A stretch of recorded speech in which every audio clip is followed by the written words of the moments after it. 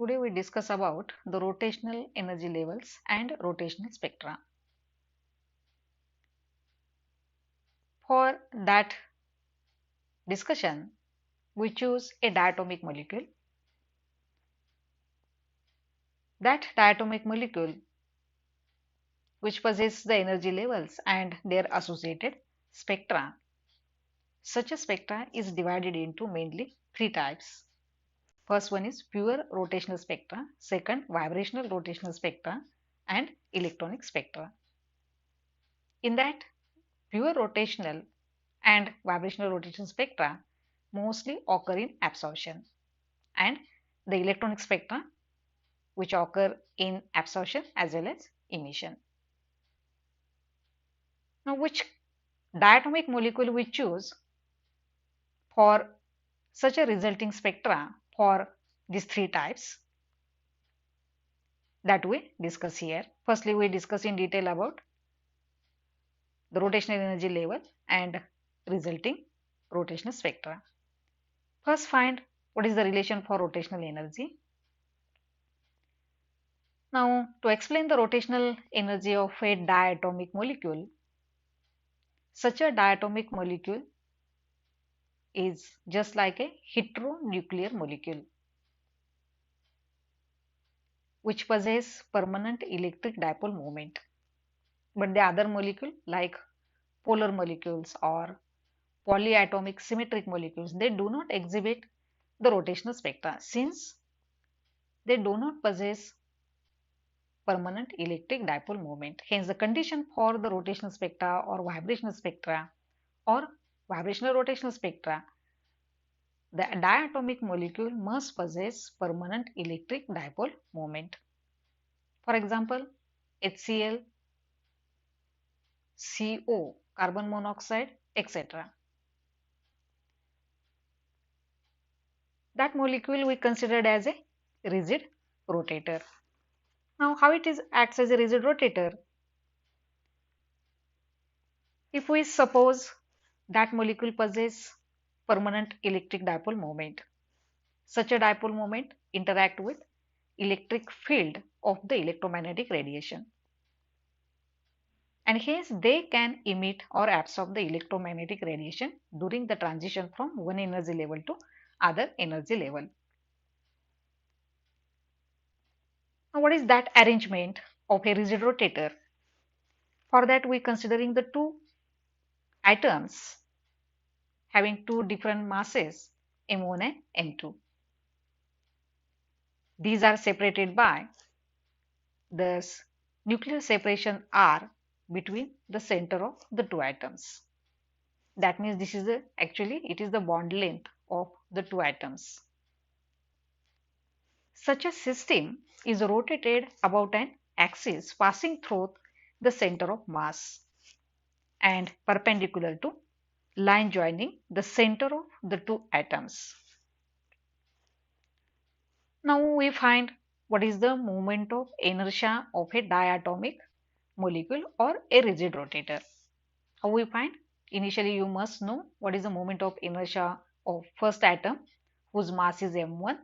That m1 is at a distance from center is r1. Another atom whose mass is m2 and its distance from center is r2.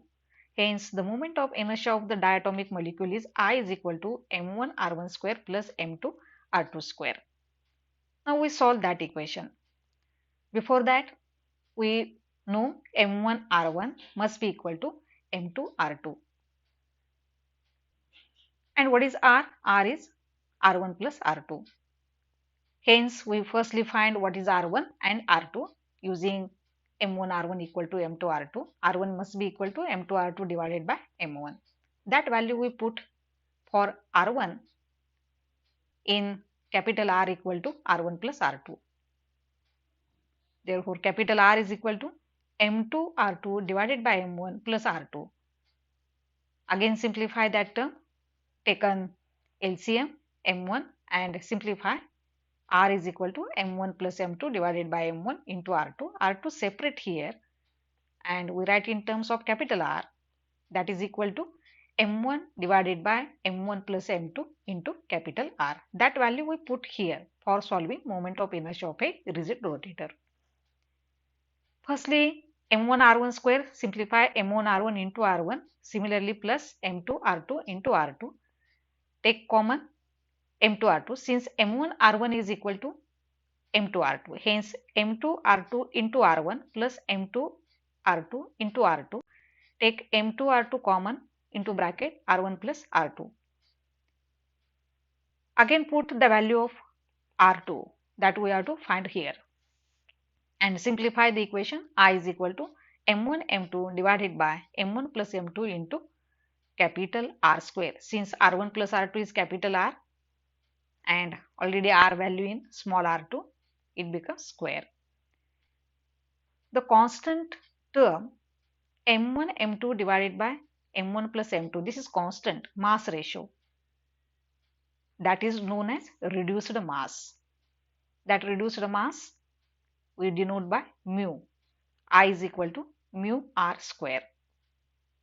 Hence mu is reduced mass m1 m2 divided by m1 plus m2.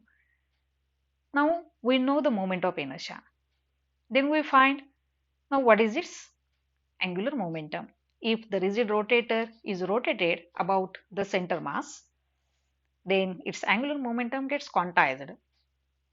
According to the quantum theory, angular momentum is an integral multiple of h divided by 2 pi. That integral multiple is known as rotational quantum number, that is denoted by j. In wave mechanics, this j is to be under root j into j plus 1.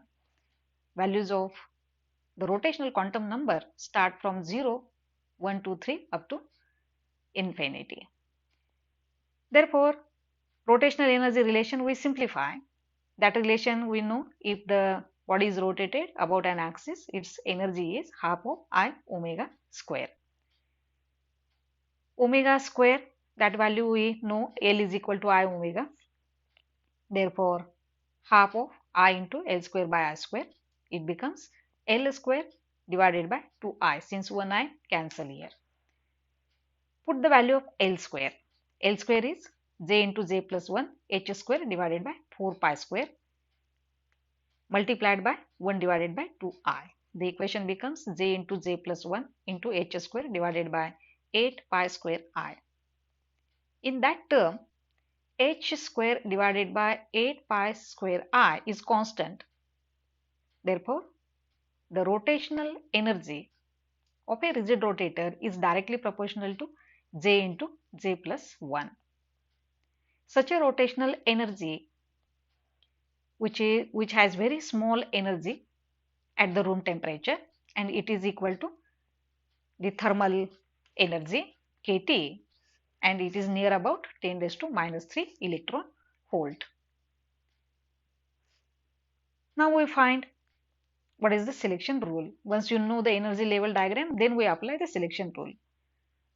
Before that, we write firstly what is selection rule. Selection rule is related to the one of the quantum number. That quantum number here is rotational quantum number. Hence delta J should be plus or minus 1. Hence for the transition, and if that spectra which occur in absorption only, then the transition should take place from lower to higher energy state, and that state changes only by 1 unit, hence J to J plus 1. Once the electron transit from lower to higher energy state in absorption, then we find what is the energy change. Energy change, we take J plus 1th energy value minus Jth state its energy, that is E J plus 1 minus Ej. This relation we simplify and we get the term delta E is equal to h square into J plus 1 divided by 4 pi square I. Now energy change is known. Then we find what is the frequency of absorption of the radiation. That frequency we calculate, we know the relation delta E is equal to h nu. Therefore, nu is equal to h square J into J plus 1 divided by 4 pi square I into 1 by h. 1 h cancel and we get h into j plus 1 divided by 4 pi square I. That frequency change we get here due to energy difference, which corresponds to change in frequency of the radiation when it gets absorbed. That is delta nu is equal to h divided by 4 pi square I into delta j. That delta j should be plus or minus 1. Hence, delta nu, that change always remains constant. And if that change is constant, then we say that the rotational spectrum, which must be consist of equispaced lines, that we discuss using the actual diagram for the rotational spectra. Here, how we plot the energy level diagram. Energy E, which is varied along y-axis, and the energy states J equal to 0, J equal to 1, J equal to 2, J equal to 3. That are the different energy states of a rigid rotator. Means in the rotational case, rotational energy level J equal to 0, that we call 0 point energy. J equal to 0, that means what is the energy in that case? E relation you know, E is equal to Ej is equal to J into J plus 1 into h square divided by 8 pi square I. If J is 0, energy for that level is 0. Now we start from J equal to 1, J equal to 2, J equal to 3 and so on. Means initially the electron is in the ground state. If it gets absorbed from J to next higher energy state, J equal to 1, we get the transition. That here the transition corresponds to one of the spectral line. In that way, the different transitions occur when the energy state changes by only 1 unit. Since the selection rule we discussed earlier, delta J should be plus or minus 1. Hence the transition should be lower to higher. J equal to 2 to J equal to 3. We cannot say that J equal to 1 to J equal to 3. It is impossible. Hence the resulting spectrum, which consists of the equispaced lines, since the energy difference is very small for pure rotational spectrum, such a spectrum which is always occur in far infrared region or microwave region. That region is near about 10 raised to 2 micron to 10 raised to 3 micron. Hence, remember here, once we explain the rotational energy levels and resulting spectra, we must know that which molecules are responsible for that spectra. These are the polar molecules. For example, carbon monoxide and HCl, such are heteronuclear molecules which always possess permanent electric dipole moment, and the resulting spectra is always occur in absorption region only.